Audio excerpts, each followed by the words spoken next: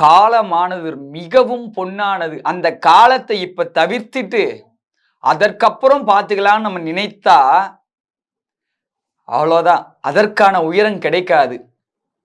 இப்போ வயது இருக்கும் பொழுதே, நேரத்த சரியானதுக்கு மட்டுமே பயன்படுத்தணும். தேவையற்றது நான் பயன்படுத்த மாட்டேன் அப்படின்னு ஒரு முடிவுல இருக்கும். நான் வெற்றி அடைந்துட்டு அப்புறம் நமக்கு பிடித்த மாதிரி நேரத்தை எப்படி செலவு பண்ணலாம்?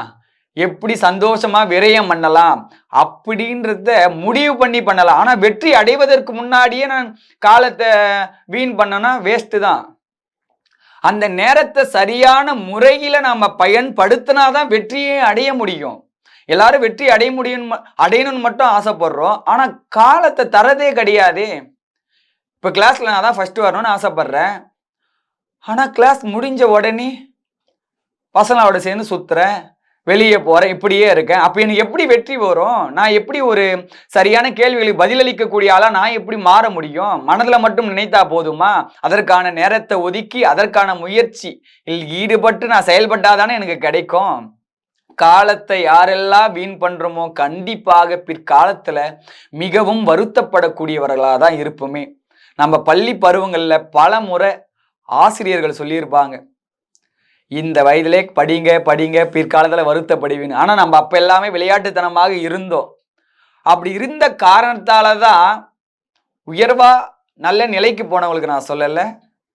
இப்ப சிலர் வந்து கல்லூரி பருவங்கள்ல வந்து கரெக்டானமா படித்திருந்தா இந்த நிலையில இருந்திருக்கலாமே. அப்பெல்லாம் நம்ம நேரத்தை வீண் பண்ணிட்டோமே அப்படின்னு நினைக்கிறவங்களுக்கு சொல்றேன். அப்படி வீண் பண்ண வாசி இப்ப நம்ம வந்து கவலைப்படுறோம். இப்பவும் நாம வந்து சரியான பாதைக்கு நேரத்தை செலவழிக்கலனா மீண்டும் அதே ஒரு 2 ஆண்டுகளுக்கு பிறகு இதுக்கு முன்னாடி நம்ம கரெக்டா இருந்துக்கலாமேன்னு தோணும். அப்ப மிகவும் நம்மளுடைய சிந்தை தெளிவாக காலத்தை கரெக்டா நம்ம செலவு பண்ணணும். நம்மளுடைய உயர்வுக்கு மட்டும்தான் நேரத்தை செலவு பண்ணணும்.